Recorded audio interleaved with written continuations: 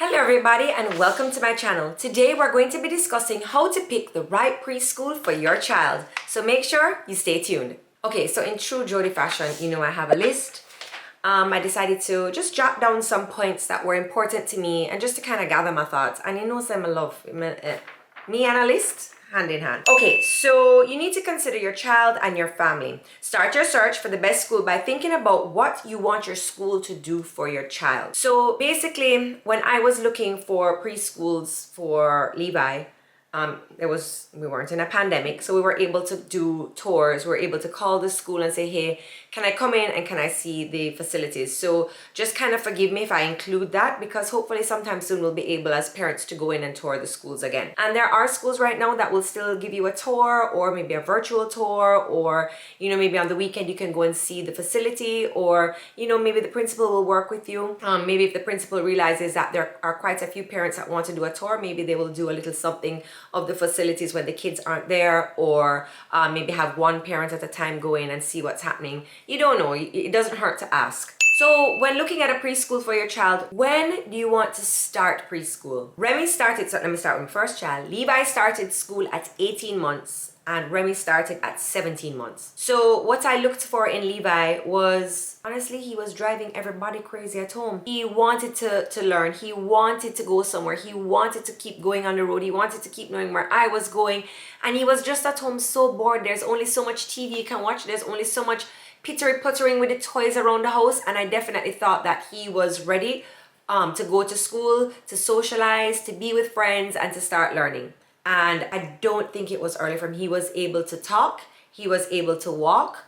And when I did try him for, I was like, okay, let me see this for a couple of days. Although he cried at first, he loved it. Actually, did he cry the first day? It was something weird, like he cried the first day and didn't cry the second day, or he didn't cry the first day and cried the second day, whatever it is. But there is going to be that, little crying because he's so attached to mommy and he's going to a new building, new people, and so that was pretty hard for Remy, because she's a second child and of course she's around her cousins, she's around Levi, and she's so much more mature. I knew that she was definitely ready, and I tried to be as very even and fair with my kids as possible. So Levi was able to start the what term did he start? Was it a summer term? I don't remember what term it was, but anyway, when he started at 18 months, it was at the beginning of a new term. And so for Remy, the start of her term would be at 17 months. I didn't want to just place her in the middle of the school term, so she did start a month early because I wanted to catch the beginning of the term. So, but you can look for things in your child to see that they're ready. I believe for most preschools, your child needs to be able to walk.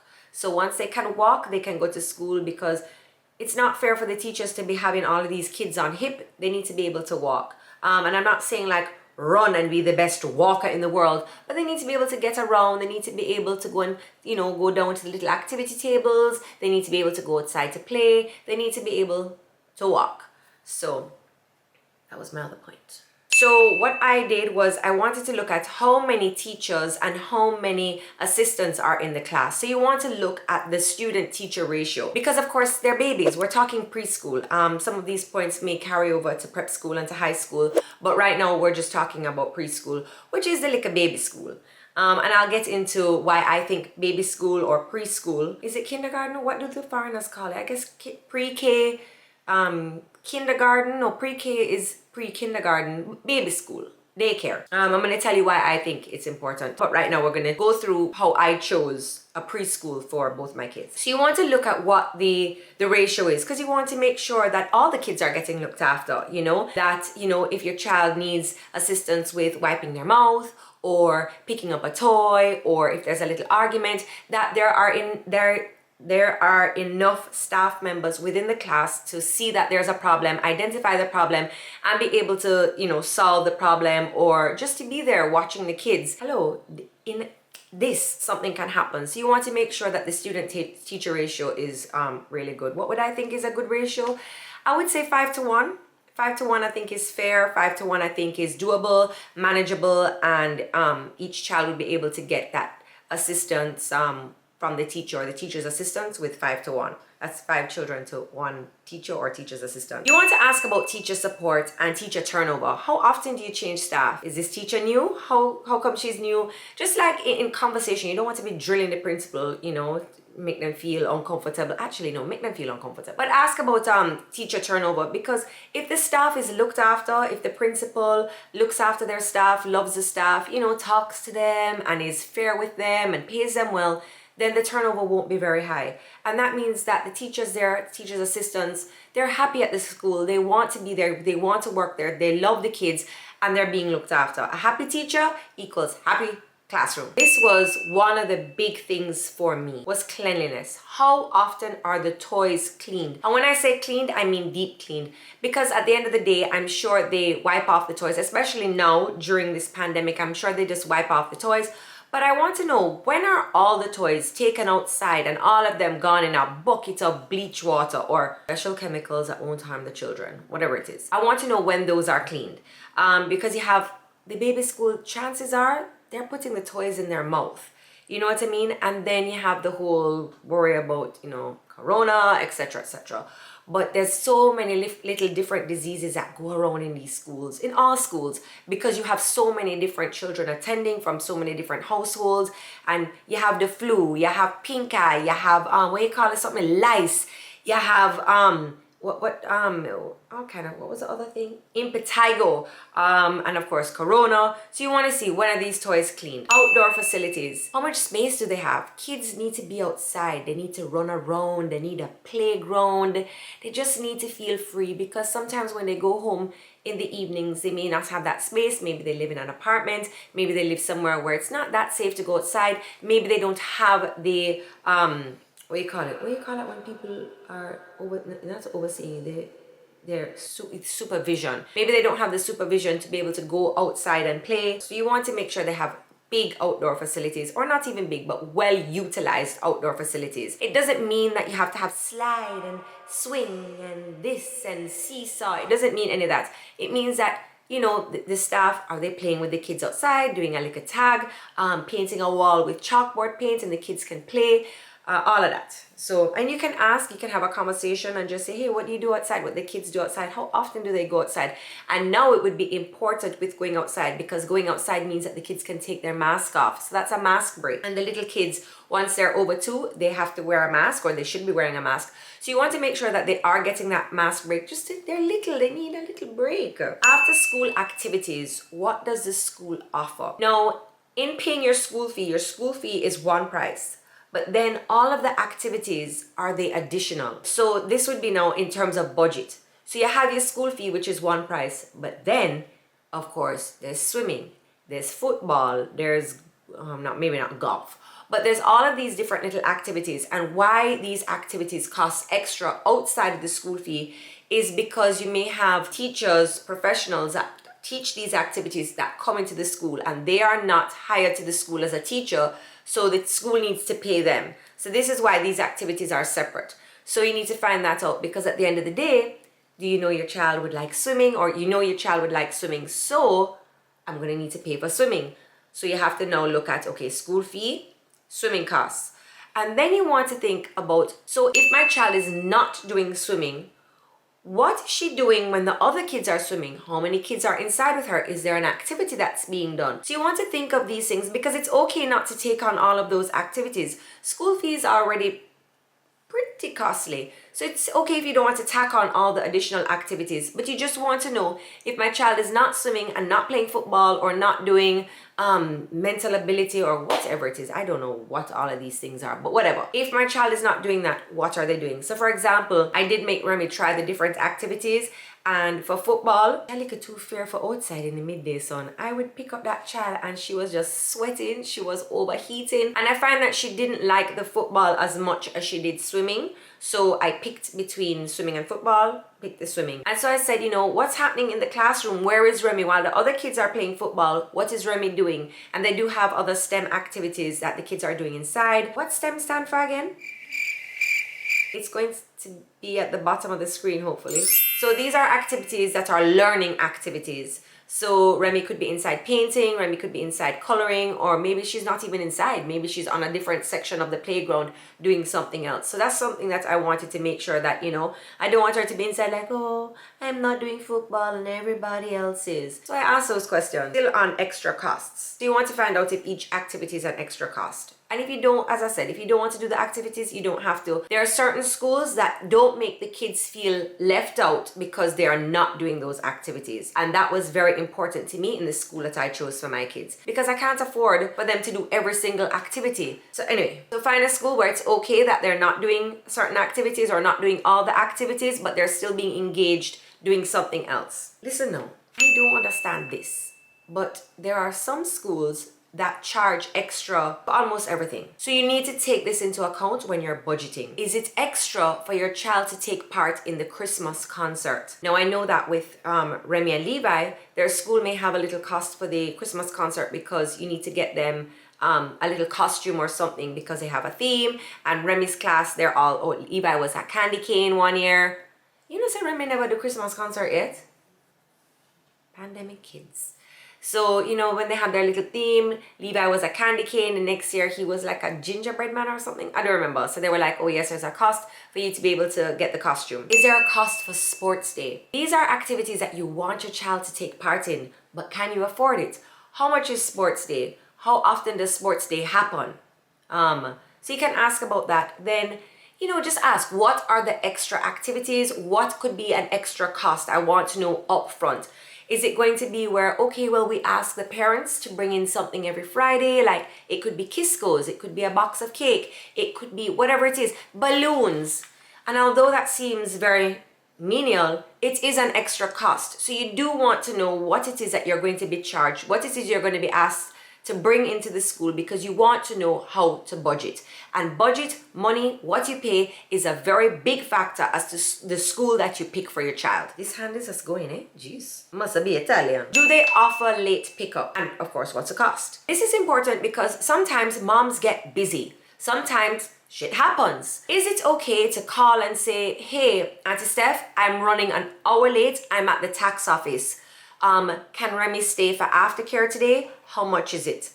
And you just want to make sure that that facility is there, because life happens. You don't want to leave the line in the tax office when you're almost at the top, and you know how it goes. As soon as you leave, them gonna call your number. So you want to make sure that this is available there for you, and you'll just feel a little bit more, what is a word? Is there a word for what I want to look for? Confident! You'll feel more confident knowing that there is a backup plan. There is a plan B, that in case something should happen, you get a flat tire, you're running late, as I said, things happen, that your child can stay at school for an extra half an hour, find out how long they do aftercare for.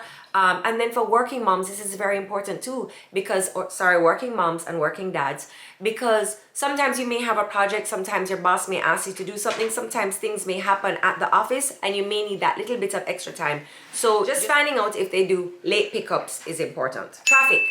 How long are you going to be spending in traffic to get to the school? So at first I was like, yes, no problem. I wake up early anyway, don't worry. But when Levi had to sit down in his seat for an extended period of time, which was probably about half an hour, not doing anything, and you're strapped down, the first 2 weeks of the drive to school was very, very tricky. I had to find, little games for us to play in the car, or something that he could play with that would still stimulate, the whole brain growth and learning and whatever, and be safer, because, when you're driving, you really shouldn't be watching your iPad or reading. So I had to try and engage him while in the car, because, traffic time, sitting down in the chair, and not being used to sitting down in the chair for so long was really a drag. So you want to consider traffic. And then, sometimes you're like, can you be bothered to spend half an hour, 45 minutes, an hour, hour and a half to get all the way to that school every single morning for, 2.5 years? That's something that you need to think about, because that is a big commitment. Also too, in terms of traffic and distance, if there's an emergency and something happens and you want to go for your child right away, you need to think about that. How far away is the school? So you have distance and you have traffic. That's just a little fact you need to keep in mind. For me, I did get over it took half an hour to get there, because the school that I chose, I really wanted my kids to go there. There were a lot of things about that school that I liked and loved, and that was important to me. So maybe I should have mentioned this in the beginning. So I was a preschool teacher. I worked in a preschool for about 7 years. I had my own class of children. And at one point I had about 28 to 30 children in my class, and of course I had teachers assistants and stuff like that. So I do have a little bit of knowledge when it comes to preschools. I do know what I wanted to look for in a preschool that I sended my child to. Sent. Ah, there we go. That wasn't a word that I learned in preschool, so yeah. Security. So is there security to help with parking? I find that parents like to drop off all at once. Parents like to pick up all at once. Is there security there or someone there to help direct the traffic? And it will help you out a lot because you have so many people in the mornings or in the evenings in such a rush that this is where cars can get a little touch, little bump and stuff. And you just want to make sure someone is there to just kind of guide the traffic and make sure there's a smooth flow. Also, that person, the security, can make sure that your child is not leaving with someone that they don't recognize. And after a while of being at the school, even a couple of weeks, sometimes you have people who have excellent facial recognition. They'll just call you by name. They'll know, hey, who's picking up today? And also the school, there was an incident where there was someone who picked up the wrong child at a school. I don't even know, was the school? Yeah, it was in Kingston. Anyway, I don't know too much about that story, so let me not talk about it. But when I heard it, I was like, that would never happen at some of the schools that I know of. Anyway, so you just do want to ask, is there security? Where does the security stand? Does the gate open and close? People walking off the road, what access do they have to the children? Do you use car decals? If I ask my aunt, my cousin, my uncle, whoever it is to pick up, do I call first? How will the staff know? Is it just that the child runs up to the person and says, Uncle? You kind of need a little bit more than that. So you want to ask about security as well. Lunch program. No, I was just like, lunch program? My kids don't need a lunch program. Levi, what are you talking about? You can eat the cute little lunch that I cut out the shapes of because, at first I was like doing the bento box. Levi don't need no lunch program. So Levi went to school and the meals on the lunch program, the same meals that he would not eat at home, that were disgusting at home, does not want to eat at home, cheese, ew, he gobbled them up at school. And lunch program is extra at some schools. So you want to take this into consideration because if the children around your child, they're all on the lunch program and your child wants to be on the lunch program too, you kind of feel bad to say no. And also it encourages healthy eating habits. More than likely what they're eating on, for me at my little school, what they were eating on the lunch program was way healthier than what I was sending in the lunch pan. And knowing that Levi was able to get like a nice warm, healthy meal, because when he come home, it's all back to the snacks and foolishness because he's so picky. Levi doesn't eat cheese at home, but he'll eat macaroni and cheese when they serve it at school. I'm so damn confused. Anyway, and then, when you have kids around you doing something, you kind of want to do it too. So by the way, he would have 2 servings of school lunch, by the way. 2 servings. Yeah, 2 servings. 2 of the macaroni and cheese. The same macaroni and cheese at home that's nasty? Yeah, he'll have it at school. Something all right? I bought the same cheese, I bought the same macaroni, I bought the same everything. No, when it's here, no, nasty. When it's at school, Auntie, can I have more, please? Damn sellout. Does the school have an active social media page? Now, before the pandemic, that wasn't really important, but now that's a great way for you to spy on your kid. What are they doing? How are they updating? What are they learning? What are the kids doing? What is happening on the stories? And you can be able to see what the kids are up to. And I thought this was very important because I want to see what my kiddies are doing. And you'd be able to say, okay, this is a letter that this class is learning.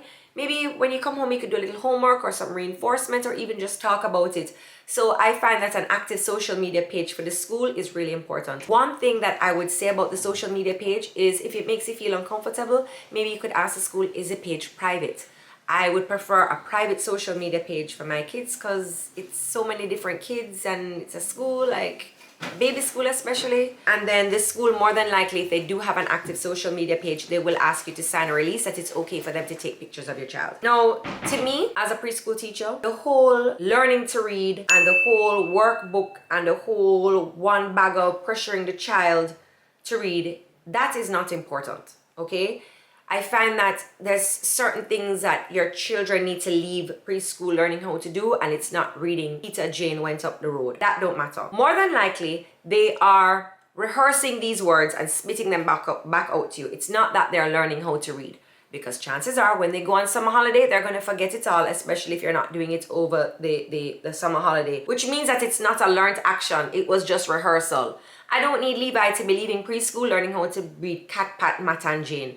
I need him to know how to socialize, how to work with others, little potty training, manners, working with friends, working on a project together, learning how to speak, you know. So to me, that was more important than workbooks and, you know, reading, and that will come. That will come. Trust me, that will come.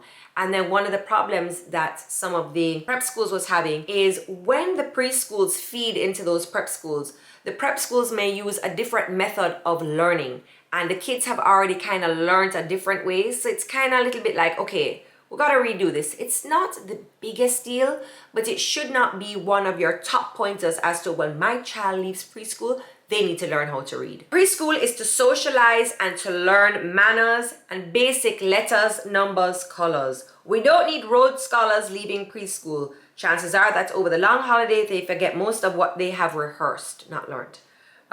So yeah, that was basically what I just said, but I gotta tell you my point. As I said, visit and observe schools. Contact the schools if you're interested and make an appointment for a visit. And maybe to some of the schools, I don't know if any principals are watching this, maybe you could set up on your Instagram pages or on your websites a virtual tour so parents can see the school. Maybe a virtual tour when the school is empty, so the parents can see the classrooms. Are they big? Are they light and bright?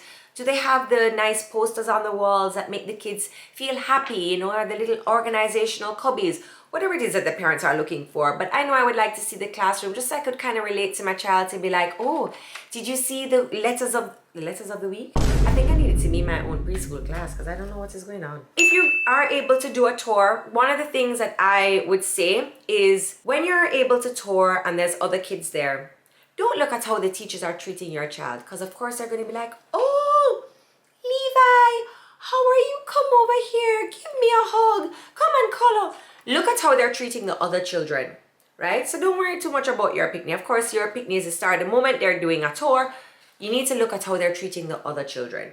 And that would be a good indicator of how your child will be treated once you leave the school. Uniforms are a plus. I love a uniform. This was not a deal breaker for me though, but I do like a little uniform. At my kids' school, they have a little PE shirt for sports day. So I just kind of bought all the colors, and I'll put the kids in those, like on a day where I actually need to put Remy in hers more. Actually, Remy only has one, but she got the hand-me-downs from Levi. But yeah, it's just so much easier to know exactly what you're going to wear. And if it gets a little messy with some Play-Doh or chalk or dirt, it's not the biggest deal. And it will help save on clothing costs. So what I look for in teachers, what I look for in a teacher, what I wanted to be as a teacher, and what I look for in my kids' teachers is you want the teachers to encourage the children to talk. So I don't know if sometimes you watch me reading stories to Remy in the night, she's all of a sudden, I'm a baby, and she doesn't need what you want. I don't like that. I don't encourage that baby talk at all, none at all. You must speak and you must use your words. And for teachers to encourage the children to talk. If they're crying, why are you crying? No. Use your words. Tell auntie, why are you crying? To speak to the kids. Hi, good morning, how are you? Good morning. Hello, good morning. Right, very nice, good morning. You know, just to encourage speech, and as well as parents, talk to your kids. Talk to kids, they're not stupid. They understand the words coming out of your mouth. And the more you use them and the more that you speak to your child, is the more that they will understand and be able to process and learn these words to be able to say them back to you. Your child should be talking and well and talking by 3, 4. Look here now, man. Talk to them. Use all the words that you have. You don't have to baby anything down. Just use your words and talk to your kids. And if you have the time, actually make the time. Read to your children. Read. A lot of free time and social learning with teachers help. So with the playing outside, the STEM learning, everything that they're doing inside, the painting and the coloring and the coloring of the rice and the arts and crafts, make sure there's lots of that engaging activity for learning. And then look at the teacher. How is the teacher helping them? How is the teacher talking to them? You know, and ask these questions. Okay, we're doing coloring. So what are you doing while they're coloring? Okay, they're at the table. Okay, and are you telling them about the colors? Is it individual? Are 3 or 4 together, painting together? Ask these questions. You want to know how much, It doesn't have to be one-on-one time, but it should be like a smaller group, you know, breaking it down so your kid can understand. So auntie can say, that's blue, so and so, that's yellow. You know what I mean? So you want to make sure that they're getting that attention. The teachers are talking to them. When choosing a preschool, remember that early childhood learning is built on trusting relationships. So it's kind of hard when you drop your child off in the morning and child is crying and bawling. And when the teacher has those soft, loving words, you know, the child is now trusting of that teacher, the crying will stop. Actually, Levi cried every morning for the first year. And it was all an act. Like, as soon as I drove off, he would stop and he would start talking. I'd be like, Auntie Steph, where my lunch pan? And she'd send me a video. She's like, your child is fine. Like, I'm not sure what's happening here. You want the teacher to build on those trusting relationships with your child so your child can feel comfortable. And don't make a child trick you with the crying in the mornings, you know. When children are behaving inappropriately, teachers are focused on helping them rather than punishing them. So sometimes you'll see when I'm talking to Levi or I'm talking to Remy, I'm trying to point out to them what they did wrong. Stop the crying. Listen to mommy now. So Levi, it was very wrong of you to throw the ball in Remy's head.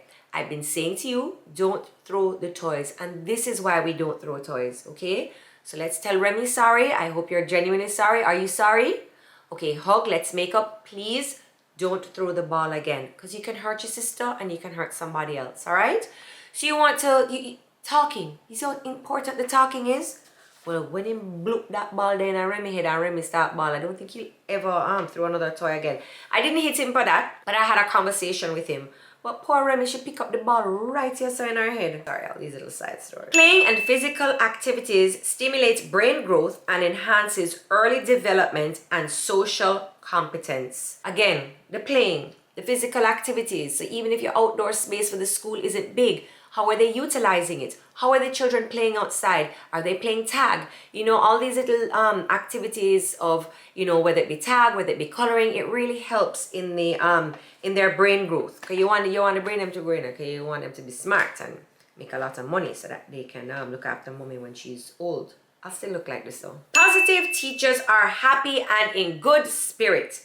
They are upbeat, helpful, and smile often at the kids. They will have a positive physical reinforcement with the child, such as a pat on the back, holding hands, a little caress. So you can look out for these things. When you go into the school, is teacher smiling? Morning! You know, you can feel somebody's aura. You can feel if they're genuinely a good person. You know, just as how you can feel if somebody's having a miserable day or are they a miserable person. You know, are teachers upbeat? You know what I mean? So those are things you can look for as well, and you can see that in, you know, the first time meeting a teacher or, you know, observing the class. Pay attention to your child's behavior. Listen to them. Talk to them about their teachers. Talk to them about their day at school. And then you need to give this school a fair chance.